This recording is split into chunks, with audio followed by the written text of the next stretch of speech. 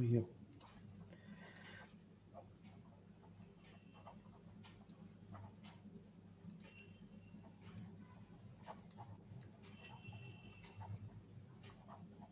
Okay, guys. So, welcome to today's session. Today's session is all about profile building into top admissions. A lot of you would have wondered about what it takes to get into a good university abroad. How does it feel to plan to go for any top university, be it in Europe, US, UK, Canada, and different other profiles? And what does it mean essentially? Like you have a good profile, you qualify for a top-notch university or a top-notch scholarships. So welcome to today's session. Today's session is all about profile building into top admission. Okay. So when we talk about profile building, there are so many elements that a lot of you guys might have missed out in your journey. Be it you are in your bachelor's or BCom or high school or different parts of your career, there are so many elements that is not reversible. So if the time passes away, you might not have that much of time to again rebuild that profile. But then there are windows and opportunities that we're going to talk about that where you can still build your profile. And if you're starting early, probably in your first year or second year or third year or fourth year, there is still time to understand how you're going to build your profile structurally and to not do a lot many mistakes like others. So today's session is all about profile building, individual parameters, and then we'll also help you dive into the application process, a little bit of insights towards how essays and SOPs are written so that you would not feel lost when you're applying to your top universities. Okay. Having said that, I'm Nikhil Jain. I'm today's host for the session. I co-founded this platform for international students called ForeignAdmits. What ForeignAdmits essentially does, it is the unconsultant of education industry. We are not education consultants. We help you connect to mentors like Muthukumar and so many others from different top universities directly so that you can get a personalized guidance from the people who have actually been in your place and have gone and done really well in their career. So yes, you get a live mentorship, you get live guidance, and everything is so digitized. You get it in your phone, as simple as that. So having said that, we have more than 300 mentors. We have already guided roughly around 10,000 plus students all across the world, and our students have gotten like Erasmus Mundus and top scholarships, that you can name it. So today's session is very special because again, one of my close friend, and he's an alumni of HEC Paris, and he's done his MBA, and is also working into France. Great. So he'll talk about his experience, his journey, and we'll then get into the details of what you can do. Okay. Okay. So Muthukumar, why don't you introduce yourself? Where do you come from? What's your background, and how you ended up into HEC?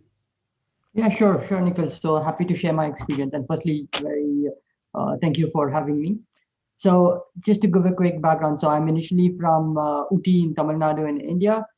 Did my bachelor's in Coimbatore in engineering in Ph.D. Tech College. Following that, I worked for 2 to 3 years in tech consulting in Cognizant, again in Coimbatore and a bit in Chennai in the south. And then I moved on to France in 2013. So I came here for my first master's degree, did it in Grenoble Business School. Following that, I started working in the automotive sector. In 2019, I decided to pursue an MBA from HEC Paris. Some of you may know it. And following that, so I'm a graduate from class of 2020, so last June. And following that, I'm still working in Paris in the automotive sector in Nissan, in their European headquarters, specifically in pricing strategy and business development for their after-sales sector. Interesting. Okay, let's understand a little bit about your Indian background. Which city did you come? What and all things you did in your undergraduation? And when was that trigger point when you realized that yes, you should go for a higher education? Sure. So as I mentioned, so I'm from Uti, so it's a small town. Some of you may know it. It's a touristic spot in the south of India, and I studied in Coimbatore, and I did my engineering degree there. And initially, I pursued engineering because I thought that's what. Well, it was a mix of part of my interest, thinking that that's what I wanted to do. On the other side, in the past, so I'm from a class of 2005. So when I entered into engineering, the choices were limited, or rather we can say that exposure to other options were limited. So I picked engineering as the way to go. I did enjoy the course itself. I did, in addition to my academics, I was also involved in, event handling in clubs and activities such as that. And as everyone, most or rather most students in India following my engineering, I joined software, the IT field, trying to see that if that's where I really wanted to follow my career. But let's say around 2 years into that, I realized that that's not what I want to do long term. It's not where my interest is, and the second, it's not what my strength is. So it's important to look at both what you enjoy doing and what you will be really good at doing. And that's where I decided I wanted to pursue a master's. Interesting. So yes, I think getting that trigger or realization is really, really important. Okay. So let's understand once you plan for your masters, then what made you go to for France and HEC. So how did you choose the university and the courses? Sure. So my journey to HEC was a bit, let's say, not the normal course. It was not a direct jump from India to HEC. So I had a intermediate master's degree that I did in 2013.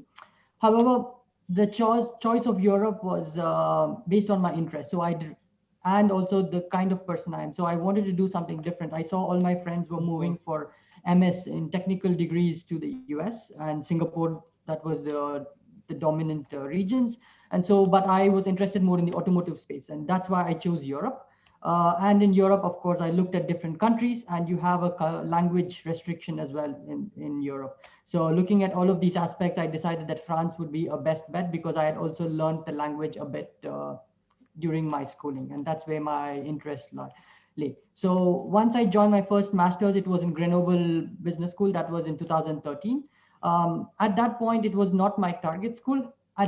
Even then, I wanted to get into HEC. However, when you're looking for top Ivies or the big B schools, they have certain restrictions in terms of amount of experience you can bring and your academic profile as a whole. So I decided to, instead of taking a one big jump, I decided to make it into two smaller jumps. So first a master's, gain some experience, and then decide to move into the school that I want, which was HEC. Interesting. So talking about the masters, what was the planning like? What made you join Grenoble when you were planning to join Grenoble? So for Grenoble, it was a few things. So firstly, I just wanted to entry into the European space, right? And Grenoble was a very well-known school. So the school name mattered in Europe. Uh, and if you do some research, you would see that every region is different. In some regions, the school name is what gives you the value. In other regions, it's the degree that you study that gives you the value. And for Europe and for France specifically, it was the school's brand name that was important. Secondly, I decided that I'm not going for an MBA in the initial phase, so a master's. And I took the best school that can give me the best ROI. So I tried to network with some people who were studying there, who had just come out of that school. And in relation to the fees and the expense there, what would be my ROI when I came out of it, right? That would be the second. Of course, the third one is what the school is offering and what program is the best for me. So, and this is very important to analyze at the beginning, because if you go in with wrong expectations and a fake, let's say, assumption of what you want, you would be disappointed when you finish, because the school will not give you what you wanted, because that's not what the school is supposed to give you. So you need to be realistic in what the school can give you and what you are looking for from the school itself. Interesting. So I think this brings to a very interesting question. What are the factors that students should look at when they are planning to choose a course and a university as of now?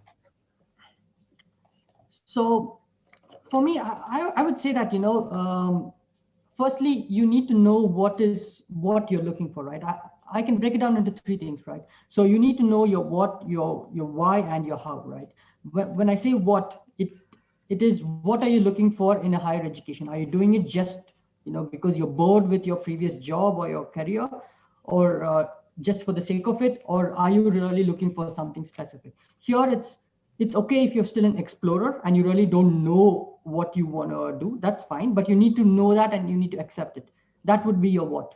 Your how should be okay, or rather, the second one would be the why, right? And you would be like, okay, I'm an explorer, so But why am I still an explorer? Am I still looking for what I want? And why am I still looking for it? You need to clearly understand that for your own self. And then your third how is where the school comes into play. You need to analyze if this school, studying in this a specific school in a specific program, is going to achieve, help you achieve what you're looking for, right? Is it going to give you clarity on where you want to work? Is it going to give you options? Is it going to give you, the exposure to the kind of people that you want to meet to learn about the different elements that you're looking for? On the other side, if you know exactly what you're looking for, perfect. Then in that case, you need to see if that program is going to get you the job or the career path that you really want in the region that you want.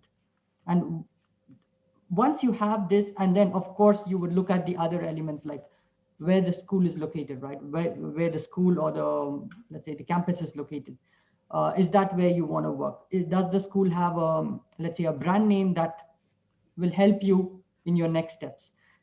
In regard to the program, you really need to do the research on what subjects are taught. Do you really want to learn those subjects, and how can you use those subjects in future? Some of them can be interesting just for your knowledge, because of your curiosity. On the other side, it should also be useful in helping you go to the next step, and whatever that next step might be. It could be you want to become an entrepreneur, or you want to find a job, or you want to start an NGO. It does not matter. You can do whatever. And of course, there's also the financial aspects that you need to look into. Understandable that everyone does not have unlimited amount of money, so you need to make the smartest decisions to get the best ROI in the time that you have. Interesting. So I think first finding the what, then why, then how would be very important. Once you realize what are you looking for, and sometimes that what could be a little bit more like a blank statement. You don't know what you're looking for, but somewhere you know that you are still exploring. And then why you are still exploring is something that you need to understand. And based on all of these, then you can figure out what course or what college going to help you to somewhere, probably make you go closer to what you want. Correct? Okay, Yes, interesting. right. So let's understand, you figured out the universities, you figured out the course, but then you realize then what you are in what you want to achieve, there's a gap. Okay, that's something is a big old profile gap, we call it. Okay. Yes. So what are all things people should do subconsciously also in their career path that should be able to bridge this kind of a gap when they are going for their masters in management, or let's say MBA or any other niche masters? Okay, what are the essential things that they should be doing right now in the college? Sure. So if we look at it, okay, let's imagine that it's you have many years to apply, right? And you have time to prepare. I would say first advice that I would give to people is don't just settle for a limited amount or less, right? You need to explore more options and opportunities. So come out of that bubble. At least it was a bubble for me when I was starting off, that only few degrees are very good in your undergraduate and starting as a job. That's not true in the outside world. You have so many opportunities, uh, and do a lot of research and experiment with different activities as much as you can. Maybe experiment with 10 different things. What I mean by different activities, try some new sports, maybe try some, if you think that you're a really good salesperson, I don't know, try selling something on the side, after school, maybe it's a small business, right? Maybe try music. You could do different things that you like, trying to narrow down the ones that you're really good at, right? And this will help you have a better understanding of yourself when the time comes to apply. Second, do a lot of research. These days, you have the smartphone in your hand. In my time, for the internet connection, I had to run out to the internet browser, pay 30, 40 euros an hour, and have a maximum of 1 hour to get all the information we need, and we still manage to do it. In these days, it's so easy. So instead of wasting time on the phone watching videos and different other useless things that don't add value, do some research. Look at what business schools offer. What are your career paths? What are people doing? You have LinkedIn, that's an amazing platform. See, search for someone who's doing the job that you would ideally like in the future.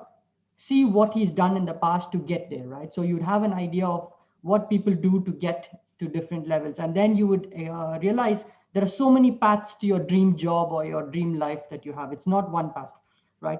And then I would say the next one, most important, is invest in soft skills. The reason I say this is because it takes a long time to develop. And in the 2 months that you have when you're applying to this interview for the B schools, you cannot improve them, right? But if you invest time, you can.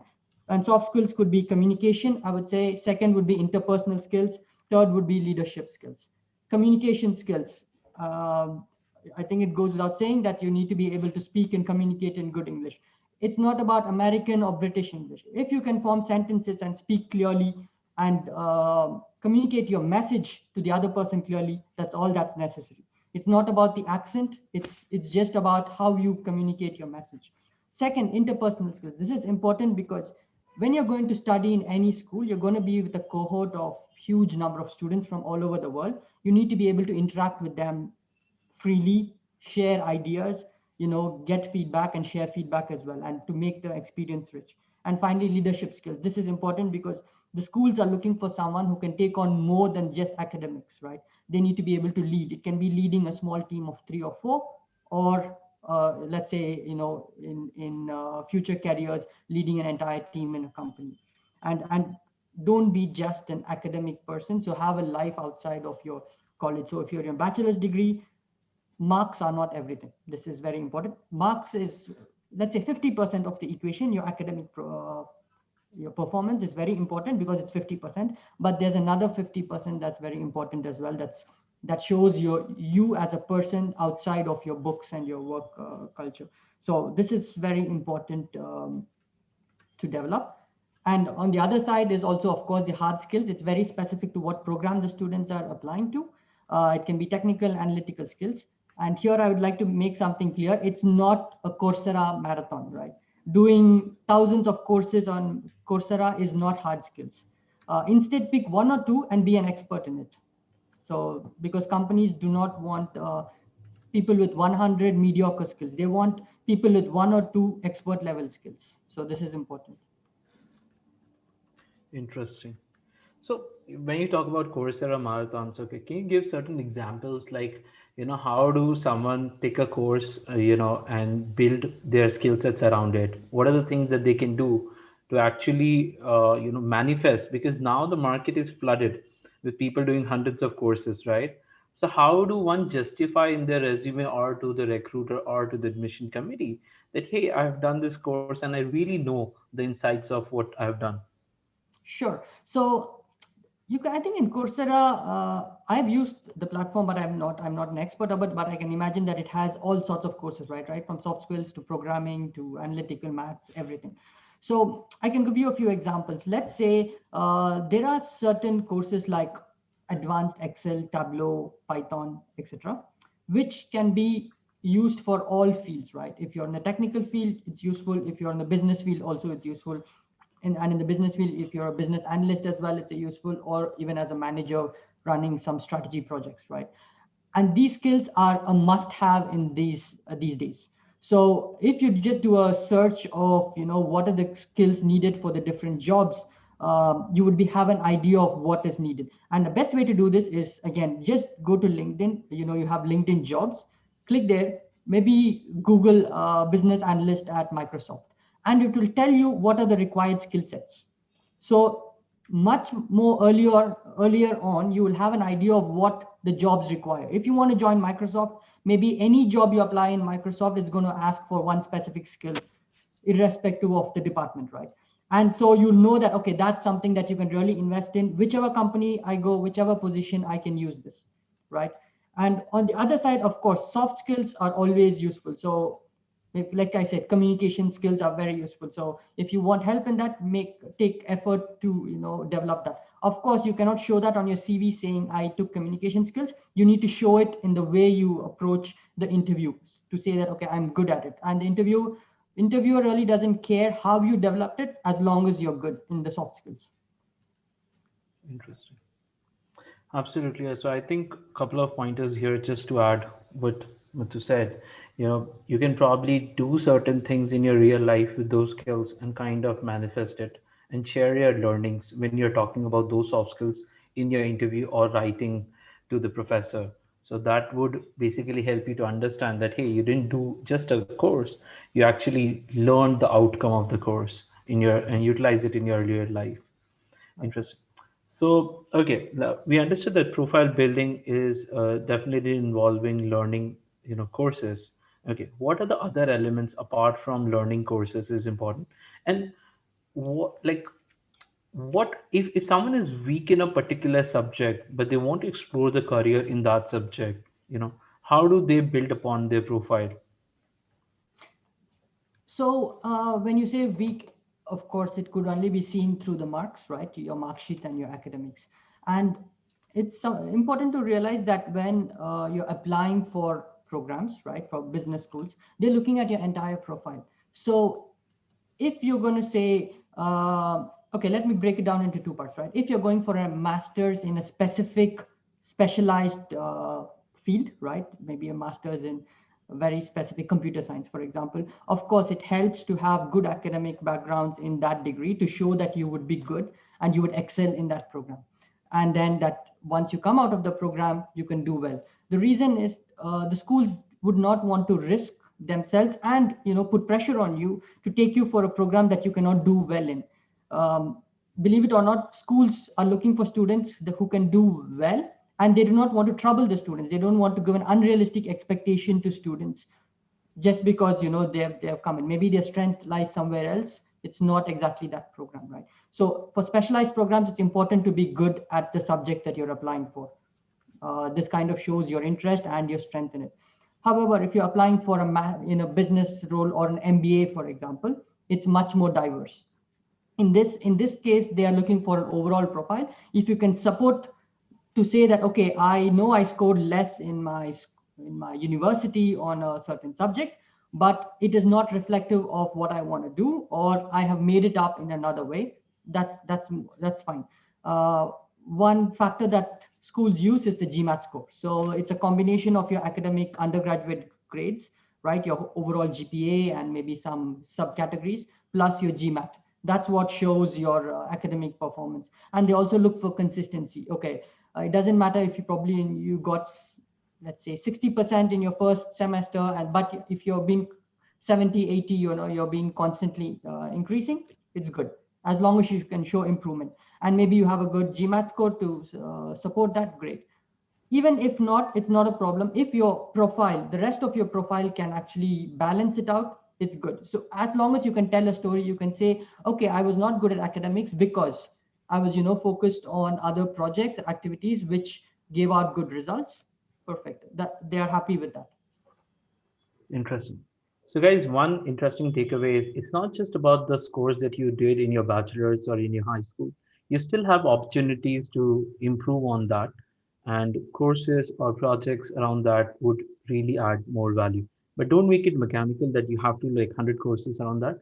Learn from something that you are doing, and then probably be honest in your applications. Okay, so we learned about courses and all. So how about, someone looks towards the internships, like first year, second year, third year, fourth year. There are so many options, right? Windows where people can do internships. How do they should plan for their internships, which could add value to their, further goals? So, firstly, it depends on what you're doing the internship in. It's very important to not do it just for the sake of it. These days, we see people on one side, students doing internship just for the sake of it, and the other side, companies trying to get free work done by students and say in the name of internship. So when you're looking for internship, make sure that you're actually going to get value out of it. Yes, big brand names and big company names do help, of course. When you put it on the CV, it looks nice and it adds value. But even if not, as long as the value you can get out of it is good, do it. And important thing, in an internship, you're the one looking for value more than the company is looking for your value. Of course, the company might be paying you, but they are not looking for interns to save their company, right? Internship is an opportunity for students to learn as much as they can from the company, right? So academically, non-academically, in terms of leadership style, to understand how the corporate environment works. Maybe if you're lucky, you can even ask for a little project that you can do in the 3 months and deliver. And this would, really boost your CV and your storytelling in the later stages. So that's very important. Make sure that it's an internship that you really want. In terms of timing, it very much depends, right? If it's for a master's program that you are going to apply right after your bachelor's, so the gap is very low, you can probably do even your internship probably in your second year or something like that. The reason I say this is when you're applying for a business school, they would like the most recent stories. They don't want to hear stories 7 years back. They want to hear something in the last 3 to 4 years, right? So plan it in such a way. And usually for an MBA, you would probably be applying much later. In top B schools, for example, in HEC, the average age is 30 with 6 to 7 years of experience. So this is the average. So which means that what you did in your second year of bachelor's will not really add value because it's just too long ago, right? So it depends on what you're trying to do the internship in and what you can use it for.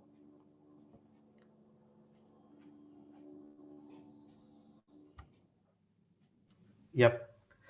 So, okay, so internship is something that guys can do at different stages, but the idea is not to do irrelevant internship for the sake of doing it. Yeah, you can always spend time in upskilling, and there is no shame in that because upskilling is also really important on that note. Okay, what are the other things that you see, an undergrad can do in their college apart from internships or online projects? What are the other ways that they might be having time? Because I feel like college undergrads have the most time in the world. Honestly, that's a blessing, I would say. It is. Yeah. I would say the other thing they can look into is involve themselves in social causes if something that could be interesting to them. The reason is because these days you would need to understand when the pool of candidates come to an MBA school's jury or a master school's jury, right? Everyone looks the same. Everyone has good academic profile. They have X number of work experience. What matters is what differentiates them from the other candidates. And specifically, assuming that many of our viewers here are from India, we have an invisible disadvantage. When you apply in Europe, what I mean by that is our sheer numbers make it more competitive. So when you're applying for an international business school, they want to maintain diversity. So they want to have X% of people from India, from the US, from Canada, etc.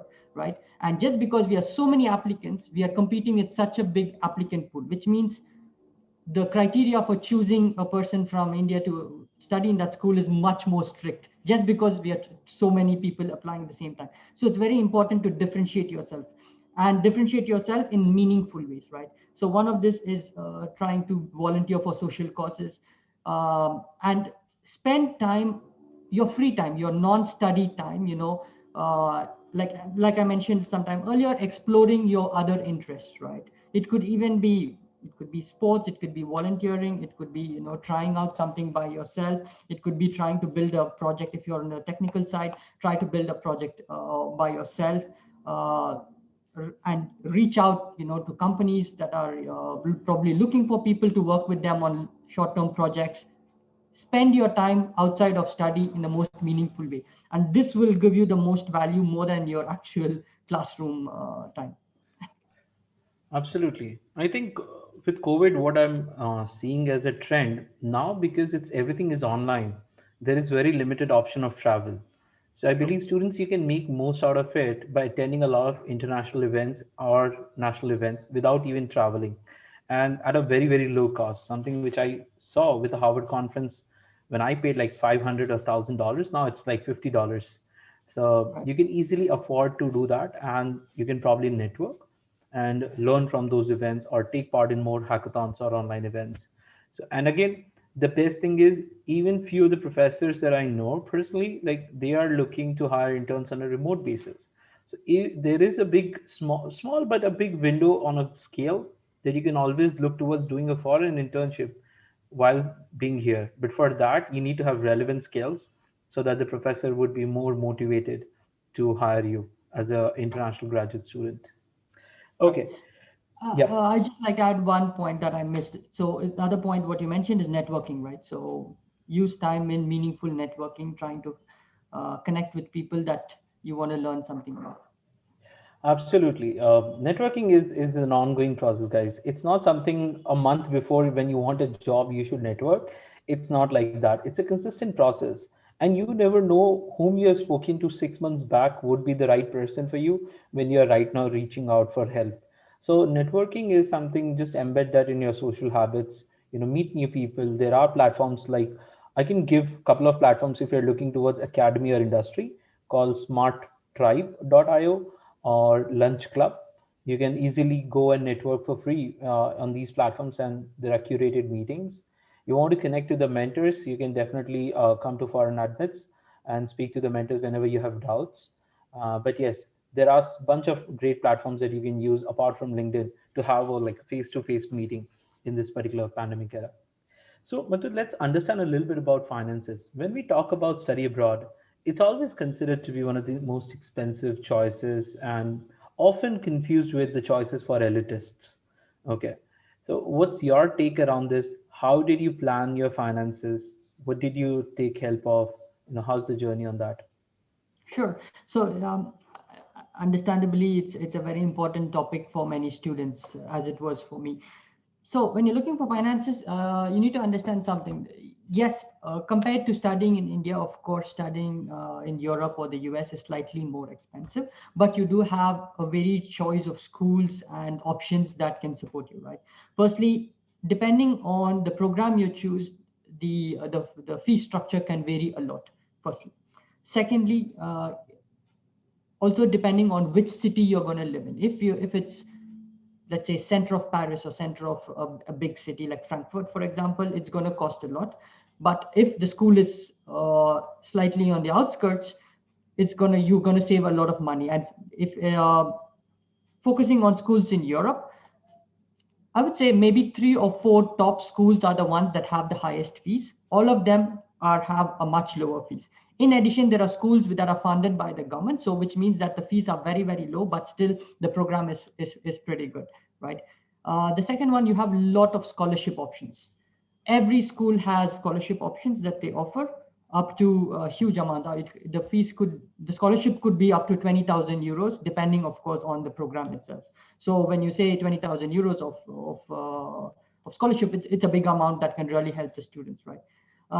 Next, coming on to the living expense itself, again, depending on what the student where the student wants to live, the options can vary. You have very affordable student housing, especially in France. It's called cruise residences, if I'm not mistaken or forgotten, which gives very affordable housing. So around 400 to 500 euros a student can have housing in Paris, and they have establishments all across France. So in all of the cities where there are universities, there's these kind of options. Plus, the cruise housing also comes with, the cafeteria where you have subsidized foods. So every meal is around 3 to 4 euros. It depends. It could vary 1 or 2 euros this way, that way. So you could get a full-fledged meal with, something to a starter, a main dish, and potentially maybe a fruit or a dessert for 3 to 4 euros, which is very much okay for a student life.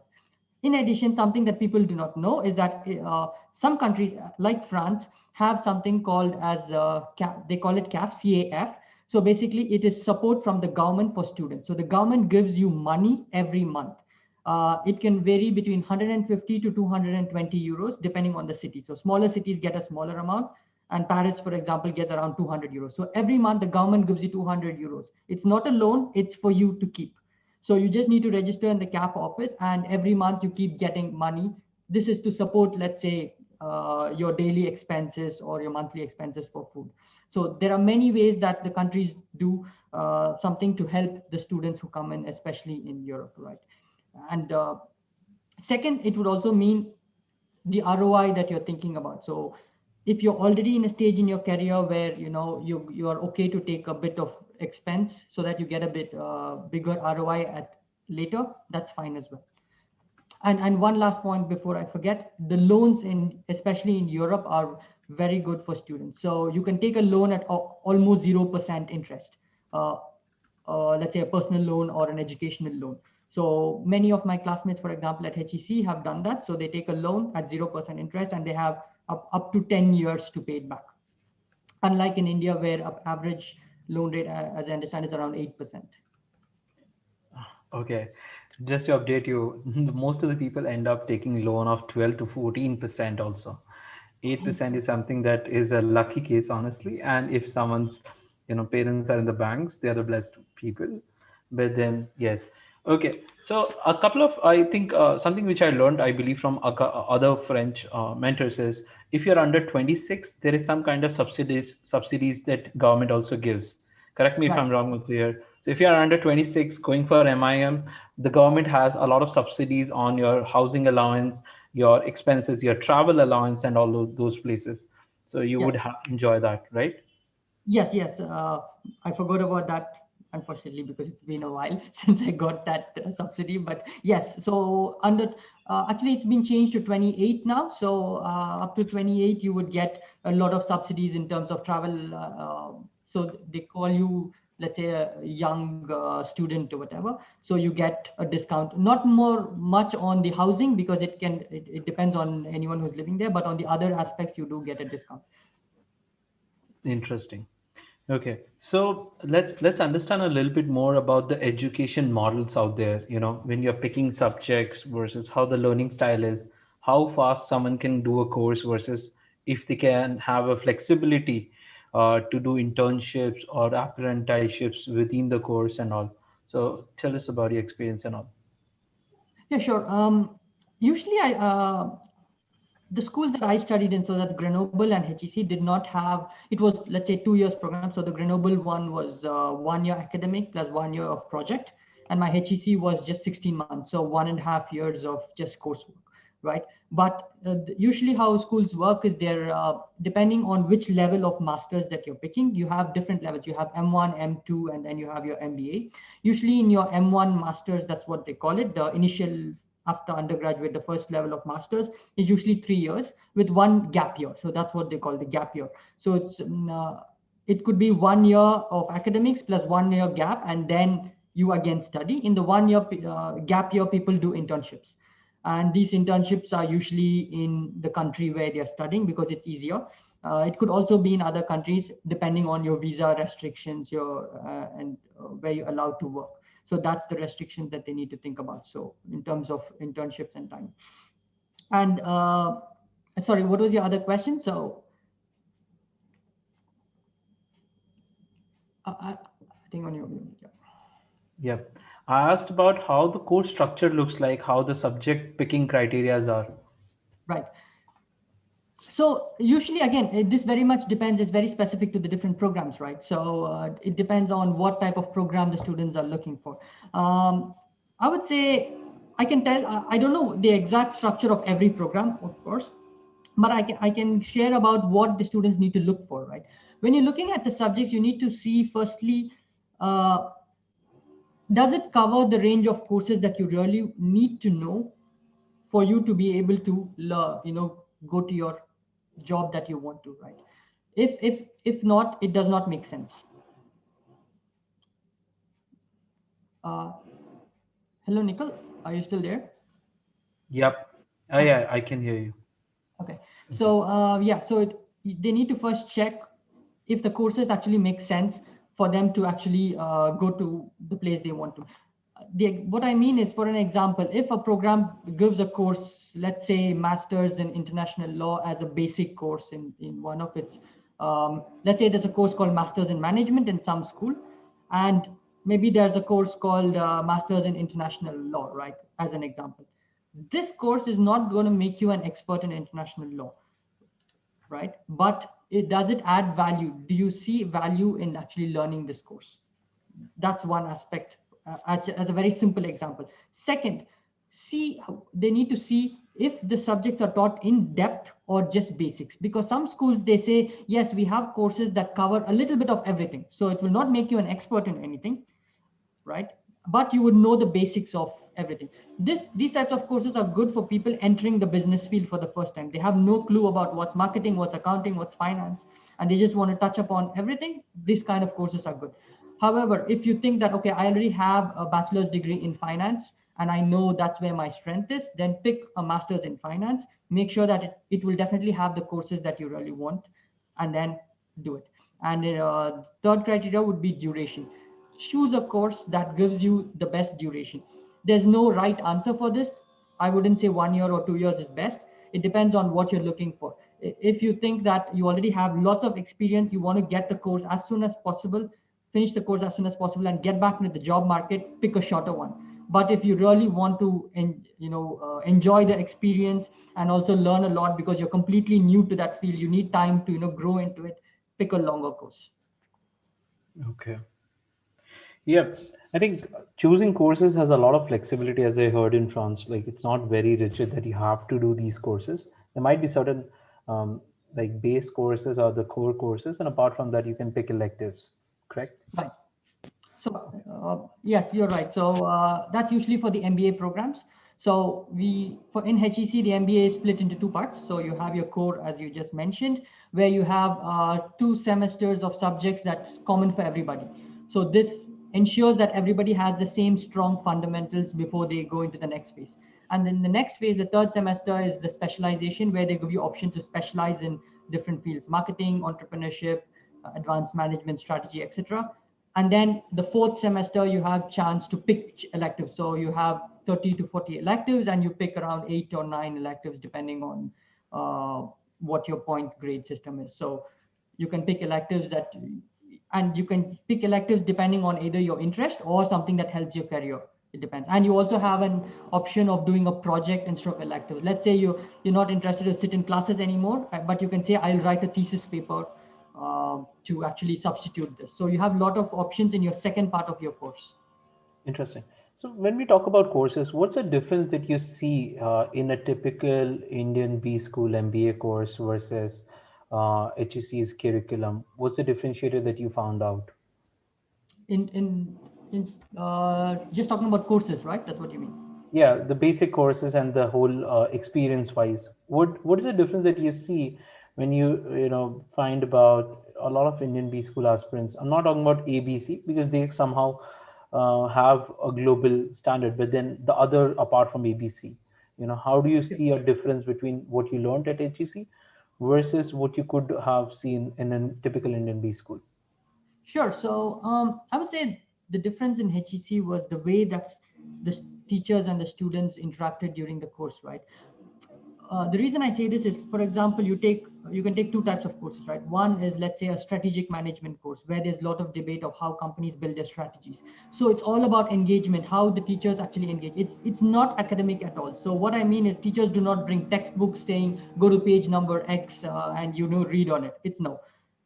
It's all on case basis. So we basically get a case maybe 1 week in advance. The case is usually 20-30 pages about a big strategy. Everyone reads about it, forms their own opinions. You can discuss among yourselves. And in class, it's an open discussion to say, okay, what happened? What did you gain from the case? Why do you think that? It's all about opinion based and discussing and debating and sharing ideas and thoughts. So this is how the classes are done, right? And also the course structure itself is built in such a way that it's half academic, the exams, and half group work and your thought process. So they really push you to think out of the box. They don't want you to just write stuff from textbooks. Of course, that's for subjects that you can afford to do this. There are other subjects like accounting and finance where, yes, you need to follow certain rules and it's more academic. But even that, they try to push you to think outside, to say, why do you think a certain company did X, or why do you think a formula is in this way? Or for example, if you're studying about financial markets, why do you think the market responded in certain way? Even though there are formulas in the back, they push you to think in your own way, and then you say, okay, why is it different than what you thought about? And as you said, in Indian AB, the top schools, of course, they have the similar standard. I would say they have the same standard as any top school in the world. In the other schools, maybe it's more academic. Of course, I haven't studied masters there, so I wouldn't be too critical. But I would say that it's probably more academic in the way of teaching. And another thing that really affects it is the cohort you're studying with. In India, as I can understand, majority of your classmates are going to be Indian. Nothing wrong with that, but it in a way restricts the thought process that comes into place, because yes, as Indians, we all think in a similar way. But when you're filled in a class with, let's say, 50 different nationalities, from people as lawyers to doctors to scientists and yourself, the world is completely different. The perspective they bring is very important to the courses you study. Interesting. Okay. So I think it's more about the experiential learning, which has been more focused, in the regular curriculum. Okay, and what's the difficulty that you faced when you were in the HEC experience? What's the struggle as an Indian student that you faced when you went to HEC and the 2 years in HEC? Sure. I think I would say I wouldn't just say struggle because since I've been in France for a while, so I was not completely new. But I would say that the most challenging aspect is to try to make your mark at the beginning, right? Without and breaking the stereotypes. So even though the people are all international, they have worked with so many people, but when you come into a classroom, there's a perceived notion about you at the beginning, right? And everyone's trying to show that they are the best. So you need to balance yourself between trying to show that you're good, and on the other side, not come out as a person who's just trying to do that. You need to really add value, and you need to pick your battles very carefully. So when I say battles, is this the right time to talk? Is this the right time to do this? So you need to pick it carefully so that it adds value to you and to your surrounding classmates. And that's very, very important. And secondly, it's important to open yourself to different challenges, because you have so many opportunities there that you would want to do everything, but you cannot do everything. On the other side, you're also scared to do many things outside your comfort zone. So you need to push yourself outside of your comfort zone, and try to do different things, with your different classmates. Interesting. Okay. Um, okay, I think that's very interesting. And let's talk about a little bit about the language before we move into the scholarship. How much role does the language plays in a European country, and how like did you learn it? If someone has zero experience in language, how do they prepare for it? So the answer to your question is yes, language plays a very important role in Europe. Specifically in France, it does play a role. I would say in France, and I would say probably more in Germany as well. It does play an important role. However, it depends on the industry and the role as well. What I mean is, let's say you're going for a role, a job profile where you're interacting with clients or your customers, right? Um, let's say you're a consultant in a top consulting firm like McKinsey or Bain or BCG, Accenture, or whatever. So when you interact with French clients, of course, the company expects you to speak fluent French. And it's not enough to just know the basic words or different levels. So the role matters. But in the same company, let's say you're a business analyst, you're working on an internal, you're a data analysis role, then it's fine, because inside the company, they would be okay with speaking in English. But in a general sense, yes, language is important. If you know the language, your opportunities open up a lot, because you would have the international companies and also the very local companies. So the French or the very German companies that want a person who speaks the language. If you do not, okay, your basket is limited to the international half alone. So this is important. So it's good to learn the language, at least be able to communicate. So that's for work. And even for the lifestyle, living in France, knowing the language makes it so much easier, because again, at least in France, even if people know English, they prefer to speak French. They like their language a lot. So even in the post office, supermarkets, let's say a bakery or a restaurant, they would speak French. So you'd at least need to know how to, order things and communicate, ask for what you want, and things like that. Otherwise, it could be difficult. But that being said, it's not impossible to live here without completely, or rather, not impossible to work here without knowing a fluent level of language. It is possible, but it's going to be way more difficult. Interesting. Yes, I think one interesting thing is language definitely adds a big value to your entire profile and kind of opens up a lot of opportunities. So don't shy away, guys, from learning language. It's something that's going to help you in the lifelong journey for your career. Okay. Now let's come to a very interesting topic called scholarships. A lot of people would wonder about scholarships. How does the scholarship functions in HEC or in any other French B schools? What are the modes or different kinds of scholarship one could expect? When you applied, how was the strategy behind scholarship preparations in Sure. both the So, schools? okay. And before that, I know there's a background noise on my side. Is it too loud or? Yeah, a little bit loud. Sorry about that. It's my neighbor who suddenly started building something on top of my house. Sorry about that. So in terms of scholarship, it depends on, again, which school you're applying. So they usually have scholarship that are offered by the government itself. So one of that is like the EFL scholarship for France, for example. And the second type of scholarship is one provided by the school, right? So the school, specific school. So HEC has its own excellence scholarship that they give out to, and they have different criteria that match. In addition, you also have scholarship by companies that are in France. You would be able to see all the details either in the embassy websites of the different countries, German, French, or on the school websites as well. So they will give you the details. So there's a scholarship for women, there's a scholarship for people coming from a certain professional background, maybe if you're or if you have a military background, things like that, right? Depending on where you're coming from, to give you the best opportunity, they have options, and the amount varies as well, depending. Second, in terms of criteria, it depends as well. So for EFL scholarship, they are looking for, okay, people with a well-rounded profile. Maybe certain aspects need to be higher. But for example, in a HEC scholarship, it could also just be based on GMAT, right? So you have the highest GMAT, you could have a potential scholarship for a specific amount. The important thing here is to apply as early as possible. And because how scholarship works is there are funds that are collected. Let's say a HEC scholarship is the funds that are collected by from alumni from the past, right? And it's a fixed amount. It's not an infinite amount. And that fixed amount is getting distributed to all programs, not just for MBAs or masters. So the HEC program has 5,000 students. So it has masters to all the way to MBAs. And for all of the programs, they try to allocate this amount. So the first one who gets it, okay, comes in, they get it, right? And as the amount becomes smaller, the competition increases for the scholarship amount. So this is important. And the next one is that the application is usually separate from your school application. So you could still get into the school, but not get the scholarship, because that has a separate application process, separate criteria that you need to follow to be able to get it. And some criteria could also be based on how much you were earning in your last few years.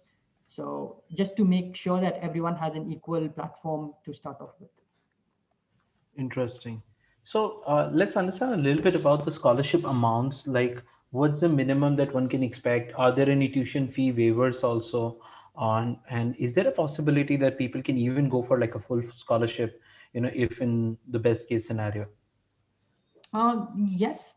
So firstly, in terms of tuition fee waiver, yes, they do have. Some schools have some schools have an early bird early application discount. So they say, okay, if you apply, let's say next January is the program, maybe you get admitted by this March. So the first rounds, you get X% of your tuition fees.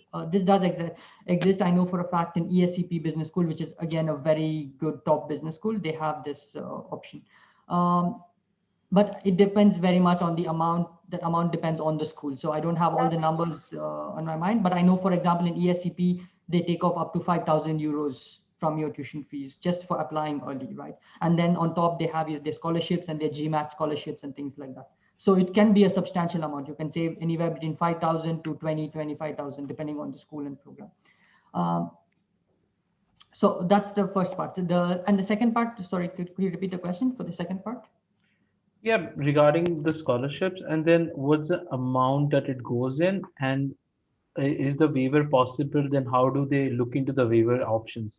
Like, what are the criteria that university should be looking at to consider the waivers? Yeah, so again, the criteria is very much based on what type of scholarship and the time of application, right? So the student applies early, you have a bigger chance for the certain amount of scholarship that you can apply. The students can apply for multiple scholarship options. This is something important. They can apply for the EFL one, they can apply for the school, they can apply for the women here participating. So they can apply for the women's scholarship. And depending on your background, you can apply for multiple to get the best benefit possible. And yes, I think your question was also, is it possible to get a complete scholarship, right? Yes. Yes, this very much depends on the program. So if you're going for a very top level program, right, top school, if you need to get 100% scholarship, the chances are very small. This is reality. Of course, the schools say it is possible, but it's reality. The reason is the demand is so high that they don't need to do this to get students, right? And for example, for HEC, when people are ready to pay a huge amount, they just reduce it by a certain amount. They don't have to give the entire scholarship unless completely necessary. But there are other schools as well that, to help the students, they do offer the full scholarship, but it very much depends on the program. So if you want to do an MBA, which means you already worked for 8 years, right? So you don't really need a full scholarship. There's no need for it. But if you're doing a master's, and yes, maybe you're not able to pay the full fees, and if you can actually prove it, definitely there's way to get a full scholarship as well. Interesting. Okay. So I think scholarship is pretty much clear. So applying early is really critical if you are aiming for scholarships. When we are talking about applications, what are the rounds or the process of applications are there? How many windows one can have to apply? And one critical question that I always get asked, like if I apply and I don't get selected this year, should I apply next year or should I always forget the college itself? Okay, so for the first question, you can have up to, usually schools have up to 7 to 8 rounds. So and it's very school specific. There's no one answer. So HEC has a round every month, for example, at least when I applied. So every month, so it was almost 10 to 12 a year, right? Some schools would say, no, we have 4 rounds, so it's every 3 months. And it's not exactly January, March, it can depend, but they have like 3 to 4 rounds. So the students need to do the research on the school website, and it's an easily available information. You just go to the admissions and you see what's the application dates. It's easily available. What's the deadline? What's the feedback date? Everything is available right there, right? Second, if you get rejected, it's not a problem. You don't need to forget about the college. What's important is to understand why you got rejected, right? So that's the most important thing. And I can tell you this because I got rejected from HEC in 2013 and also, yes, in 13. Like I mentioned, so I just had 2 years of experience. I had no Gmat. And I thought, yes, I knew HEC was a very good school, and I applied, right? And I thought, okay, I would be able to get it, but I didn't. But what I did right then was that I contacted them trying to understand why I got rejected, and I got a very good feedback. So you can contact the school if you know someone there. I know some schools will say that we cannot give you personalized feedback, but if you can get some feedback, or at least analyze your profile yourself, see where you are lacking and why they actually rejected you. Once you do this, work on those. That's the next step. It's not about worrying or forgetting about school. See, okay, what should I do to fill these gaps? Maybe there were some gaps. Maybe it's work experience. Maybe you didn't have enough leadership skills. Maybe you didn't have, academics. How can you make it up? There's always a way to make it up. And then once you're ready again, you can apply. And in fact, in your second application, you can tell them that, look, I applied, I got rejected, but I built my profile and I'm applying again as part of your essay. This shows that you're interested in the school and you are a person who'll do anything that needed to, get what you need, right? So it shows motivation and ambition as well. So that's how students need to go about it. Interesting. Yes, I think repeat application should not hurt provided there is a good justification and improvements into this. Okay, let's come to the one of the very interesting final questions, like alternative degrees, beside the conventional ones. What kind of specializations? When we look at foreign masters or foreign MBA, there's always a talk about the specializations. So what are the specializations one can look at in, let's say, HEC and other French colleges when they are looking for their MBA or masters? In management Um, itself. sure. So when you're talking about MBA, usually the reason you do an MBA is it's not really to be specialized, right? You could specialize in a specific field inside your course, right? So very few top MBA universities will say that it's an MBA focused on finance or something like that. There are, but the top ones would not. Top ones would say that yes, it's an MBA program that can get you into any career you want. However, within the program, you have an option to specialize depending on where your interest is. So that's how it works. But when you're talking about a master's program, again, it very much depends on the goal of the student. So if you're trying to, let's say, marketing is your forte and that's where you want to go, you can choose a master's in marketing and also choose a university that's good at it. When I say good at it, they teach the course well and they are well known in the industry for that subject. So, for example, for finance, there's a school called EdHEC, EdHEC Business School. which is where it may not be the top rank or whatever in an MBA, but it does not matter because in Masters in Finance, it's one of the best. And the industry recognizes this. That's very important. So the company should know that an edX student for a Masters in Finance is really one of the best, right? So this is how they need to look into specialization courses, I would say. Okay, interesting. So I think this is from my side. Now let's open up for the Q&A. Guys, if you have any questions from your side, please put in the chat. I think the chat is enabled, so you can ask all the questions that you have. Yep. And I've made a notes of it. Probably after this session, I might write a small article about our this web discussion on LinkedIn, and you guys can even uh, probably take notes around from the chats. So yes, guys, we have opened up for the questions. If you have any questions, shoot the questions.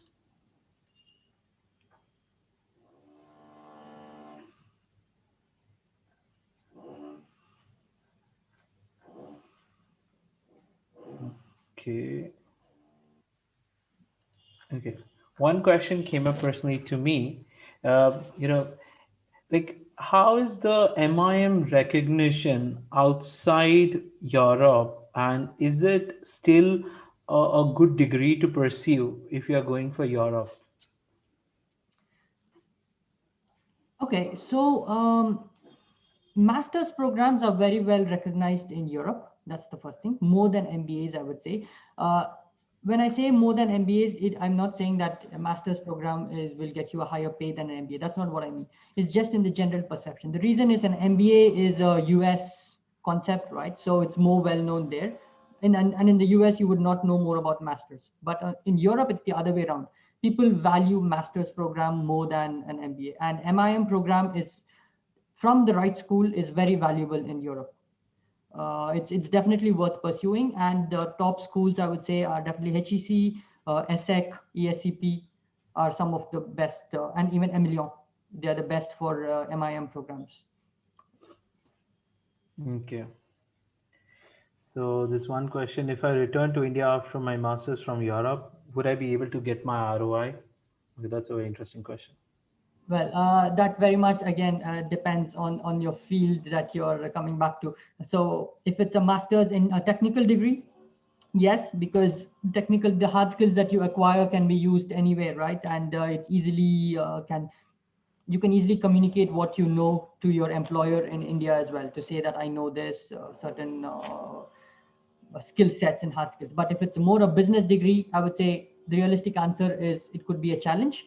Reason is firstly, Indian employers are not very familiar with European business schools and even the top ones. So you need a bit of explaining to do of what the school is and why you went there and things like that.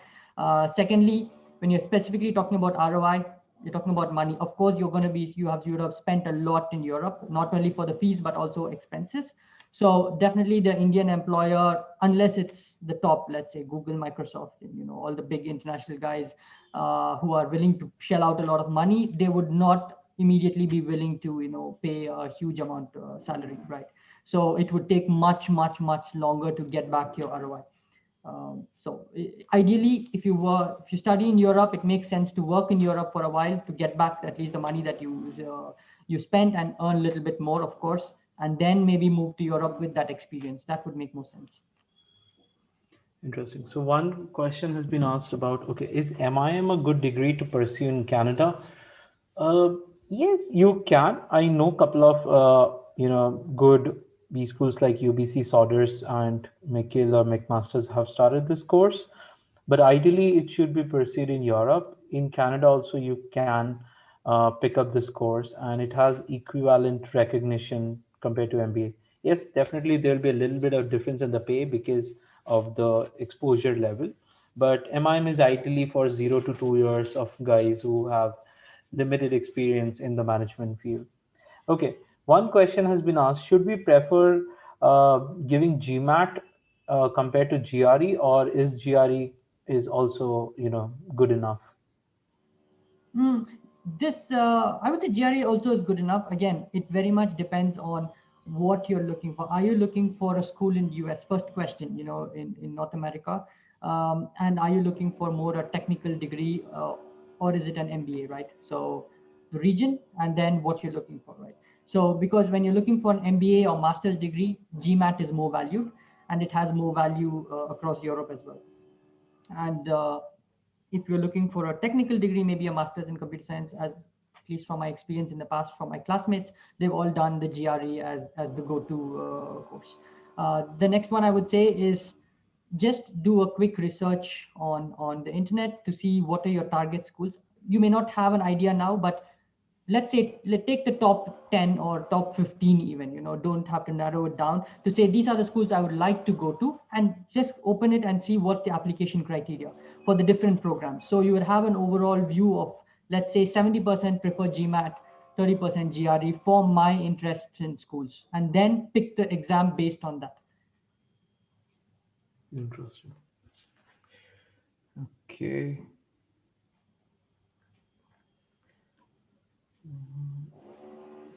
Okay, one more. Guys, you can even send it in the public chat, that's fine. But yes, what is the scope of business analytics in Europe? Well, I think it's a very specific question. I'm not sure how much I would be able to answer this specifically, but I would say it's a function or a role that's used in every company all over the world, right? So irrespective of if it's Europe or the US or anywhere, you need business intelligence, business analytics as part of the company. There's no company that would say that it's not. And if you, maybe I can share something. If you're looking for companies that are very tech oriented, tech focused, this would be a very good, or even let's say in the consulting field, this would be a very good thing to pursue. But it does not really depend on the region. It more depends on the industry. And overall, it does have a strong importance in all industries. Yep. I think yes, business analytics, if you break it down, it's like data science with business decisions.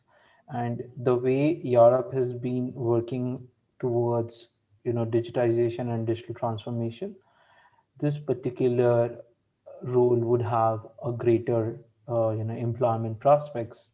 But as I said, you just don't do a, degree just to get a job, whether or not you are the right fit person for that, because the courses would be there. You need to be good with statistics, mathematics, and at the same time in business courses also. So pick up the course where you have a strength, and that's going to help you out. Okay, one other question from Gurdeep is, what's the best time to prepare for GMAT and how the admission processes looks like? What kind of month by month structure should we follow? So for GMAT, actually, the thing is, it's valid for 5 years, right? After you take the exam. So you have a huge window of opportunity to take it.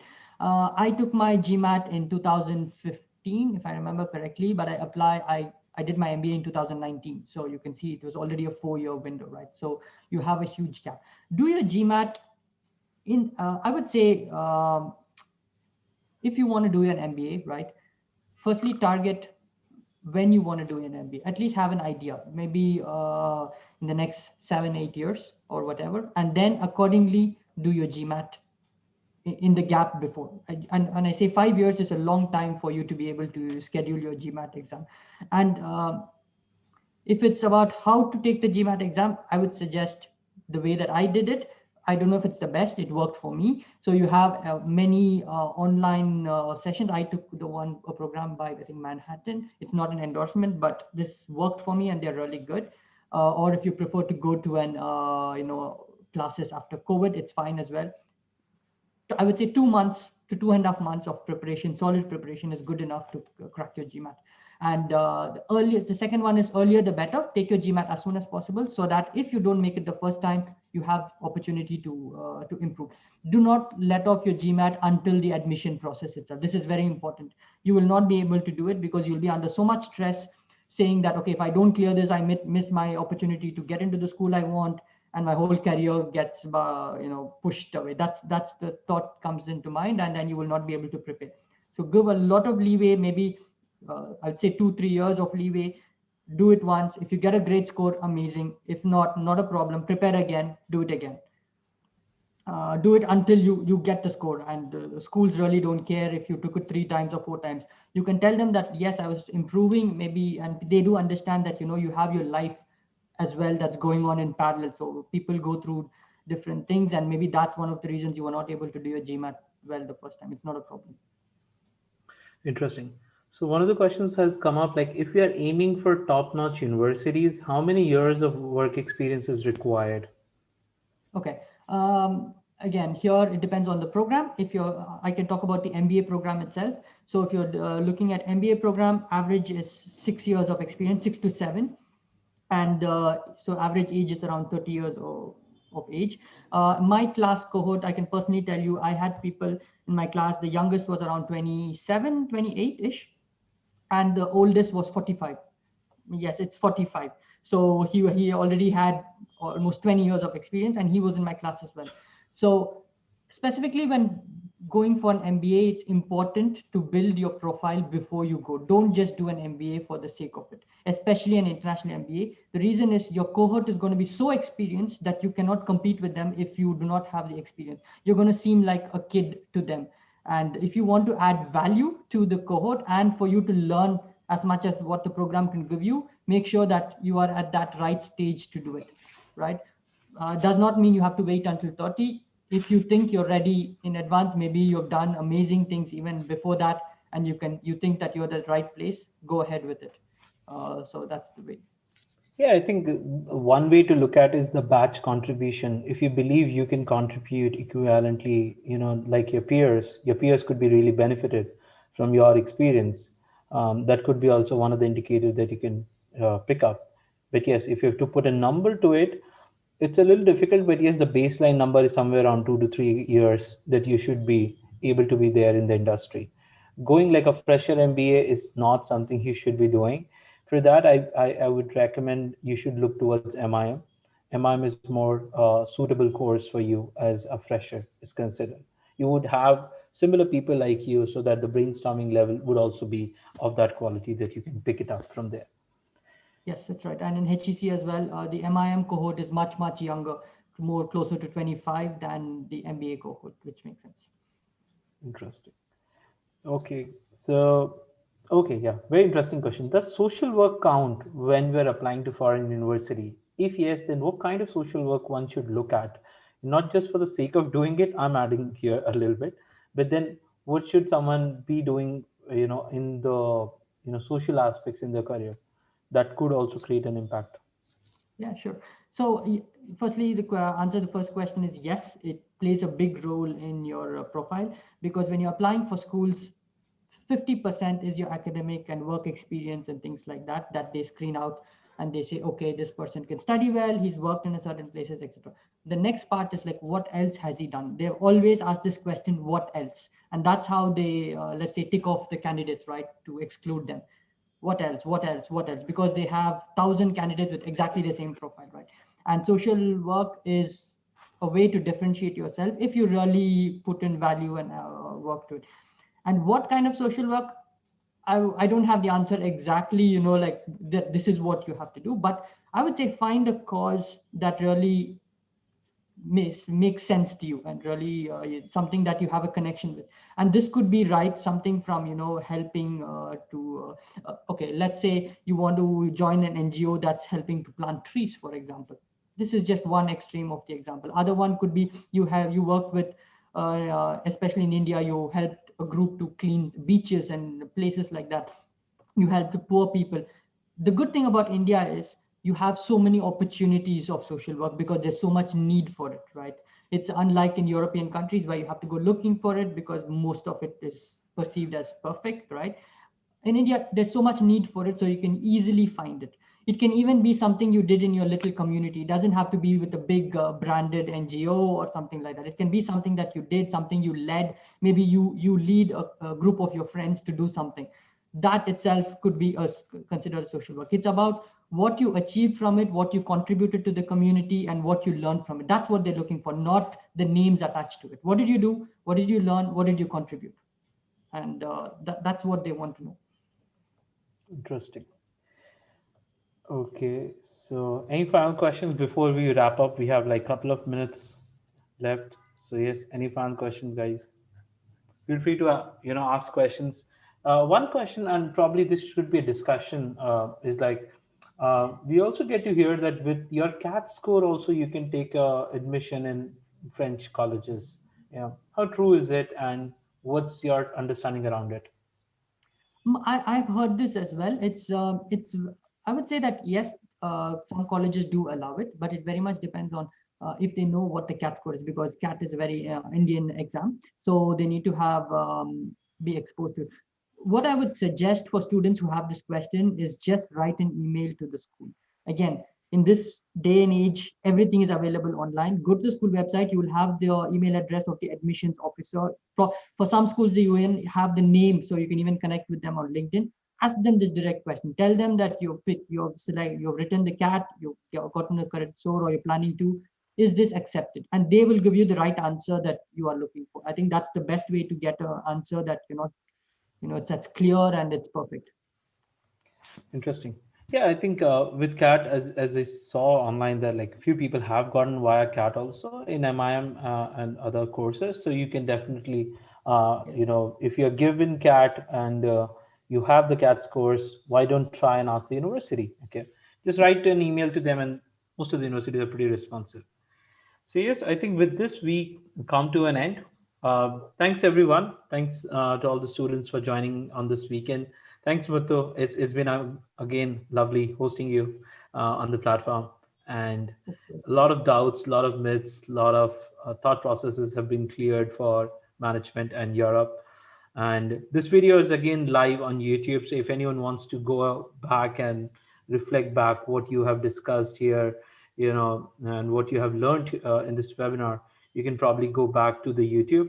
I'll probably share the URL of the YouTube, and if needed, you can share it across with your social media friends and within LinkedIn and all other places, and help other people out if they are planning to study abroad. Thanks, guys. Thanks, everyone, for joining on this short notice. It was an amazing session. Thank you.